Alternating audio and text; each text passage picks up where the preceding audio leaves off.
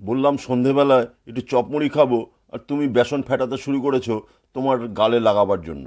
কে বললো এই বেসন আমি গালে মাখার জন্য আর সন্ধেবেলা গালে মাখবো?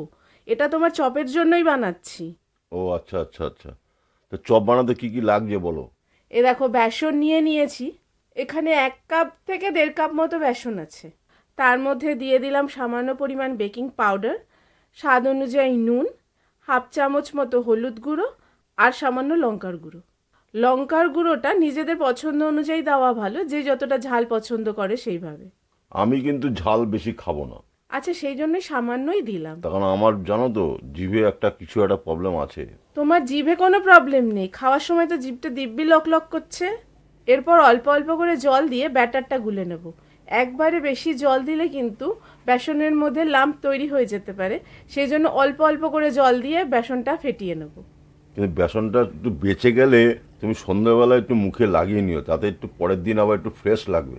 হ্যাঁ, এই লঙ্কা মাখা বেসন আমি মুখে মেখে মরি আর কি তোমার বুদ্ধিতে। এখন কিন্তু চপের বাজার কিন্তু রমরমা। মানে আলুর চপ বাজারে 7 টাকা 8 টাকা, কোনো জায়গায় 10 টাকা। আর কি আলুর চপ, মানে মানে কি বলবো, এত পাতলা।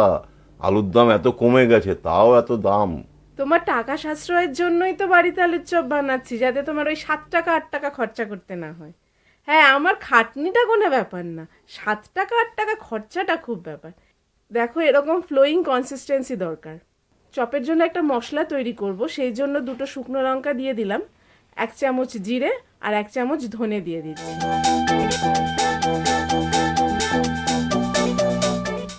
এটাকে এবার শুকনো খোলায় ভেজে নেব।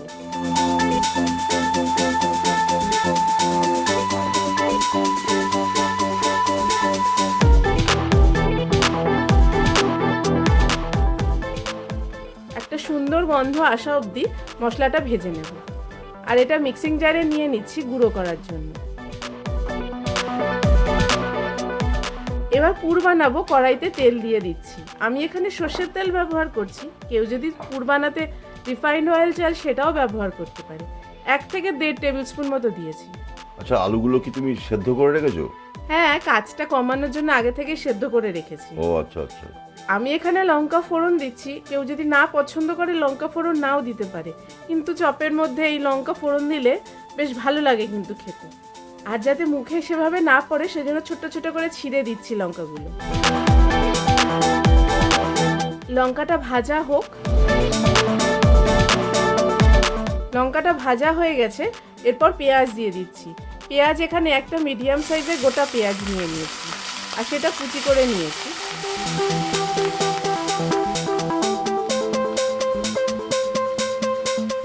আরে দোকানে যে আলুর চপ বিক্রি হয় সেটা বলে নিরামিষ, তাহলে কি পেঁয়াজ কি নিরামিষ? দোকানের আলুর চপ নিরামিষ কোথা থেকে? তার মধ্যে আদা রসুন থাকে, রসুন থাকলে আবার নিরামিষ হয় বাঙালি ও, রান্নায়? ওর জন্য জানি তুমি না। এখন আদা রসুনটা দিয়ে দিলে? হ্যাঁ, এখানে আদা রসুন আমি গ্রেট করে রেখেছি, সেটা দিয়ে দিলাম।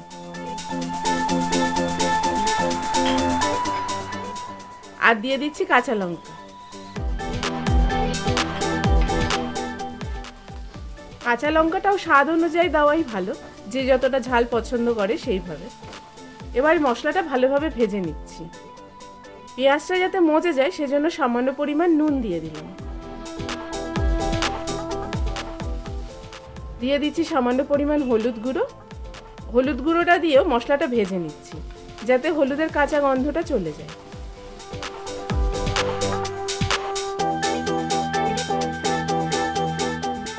মশলাটা ভাজা হয়ে গেছে, এবার আলুগুলো দিয়ে দিচ্ছি। অত গ্রেট করার সময় নেই বাবা, আমি কুড়ে মানুষ, এভাবে হাতে চেপেই দিয়ে দিচ্ছি। দেখো, হাতের স্বাদ কিন্তু আলাদা। ফুচকাওয়ালারা। আরে থাক না বাবা, বুঝেছি তো তোমার ফুচকা। আবার ফুচকা খাওয়াটা কি পণ্ড করতে চাইছো? আচ্ছা ঠিক আছে, তাই বলো বলো বলো। আলুটাকে এবার ভালোভাবে মশলার সাথে মিশিয়ে নিচ্ছি। আলুটা কিন্তু বেশ ভালো করে ভেজে নিতে হবে, যাতে এর মধ্যে মানে জলটা খুব বেশি পরিমাণ না থাকে, শুকনো শুকনো হয়ে যায়, নাহলে চপ গড়তে প্রবলেম হবে। আগে নুন দিয়ে দিয়েছিলাম, এখন সামান্য পরিমাণ বিট লবণ দিয়ে দিলাম, স্বাদটা আরও বেড়ে যাবে। আর এই যে মশলাটা ভেজে নিলাম, যে সেই মশলাটা গুঁড়ো করে দিয়ে দিচ্ছি। আমি এখানে 1.5 চামচ মতো ওই মশলাটা দিয়ে দিলাম আলুর মধ্যে।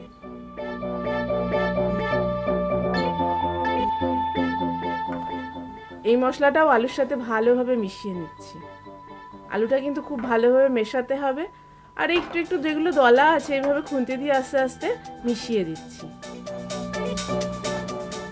আলুটা দেখো কড়াই থেকে কিন্তু পুরো ছেড়ে আসছে। এই অবস্থা অবধি কিন্তু আলুটাকে ভেজে নিতে হবে, তাহলে আলুর পুরটা চপ আকারে গড়তে খুব সুবিধা হবে। এবার একটা প্লেটের মধ্যে নিয়ে নিচ্ছি, আলুটা যাতে তাড়াতাড়ি ঠান্ডা হয়ে যায়। এভাবে ছড়িয়ে দিচ্ছি, তাহলে তাড়াতাড়ি ঠান্ডা হয়ে যাবে। দেখো আলুগুলো কিন্তু খুন্তি দিয়ে মিশিয়েই দিয়েছি অনেকটা। এই চপগুলো গড়ে একটা ট্রের মধ্যে রাখবো, সেখানে আগে খানিকটা বেসন ছড়িয়ে দিচ্ছি। এই বেসনটা দেওয়ার একটা কারণ আছে। এক হচ্ছে ট্রের মধ্যে সেইভাবে যখন আমি পুরটাকে রাখবো সেটা লেগে যাবে না, আর দ্বিতীয়ত এই যে বেসনটা পুরের মধ্যে লাগছে, ব্যাটারে যখন চুবিয়ে ভাজবো ব্যাটারটাও খুব ভালোভাবে এই পুরের মধ্যে কিন্তু কোট হয়ে যাবে। ভালোই শিখেছো, তাহলে একটা চপের দোকান দিলেই তো হয়। এখন তো চপ শিল্প বলে আর বলো না, আমি এখন এটা ঘরেই খাও, আমার আর শিল্প করে কাজ নেই। যাই বলো, চপের দোকান দিলে কিন্তু প্রফিট আছে। এই এখন আজকে কত টাকা আলু কিনলাম? ওই 12 টাকা কেজি। 12 টাকা কেজি আলুতে 1 কেজি আলুতে কতটা চপ হবে বলো তো? আরে আমি 3টে আলু দিয়ে প্রায় 10টা চপ বানালাম। তাহলে তাও আবার এত মোটা মোটা করে। তাহলে 8 টাকা করে 80 টাকার চপ হয়ে গেল 3টে আলু দিয়ে। আর আমার খরচা কত বললো? খুব বলে পড়ে 20 টাকা। হ্যাঁ হ্যাঁ, খরচাই বাঁচাও তুমি। সমস্ত আলুর পুরটা চপ আকারে গড়ে নিয়েছি। ব্যাটারের মধ্যে পুরটাকে ডুবিয়ে এবার ভেজে নিচ্ছি। প্রথম তেলটা কিন্তু হাই ফ্লেমে গরম করে হাই টু মিডিয়ামে রেখে দিয়েছি। খুব কড়া আছে ভাজলে বেসনটা দিতে দিতেই কিন্তু লাল হয়ে যাবে।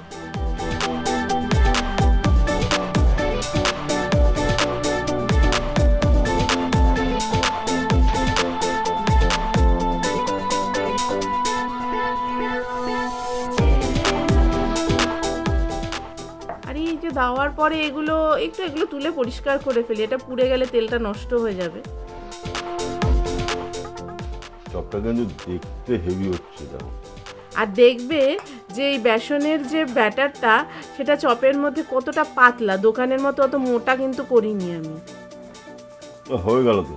হ্যাঁ হয়ে গেল, এবার মুড়ি নিয়ে বসে পড়ো। তো মুড়িটা দাও, মুড়ির উপরে একটু চানাচুর দিয়ে দেবে। আচ্ছা আচ্ছা, মুড়ির উপর চানাচুরি দিয়ে দিচ্ছি।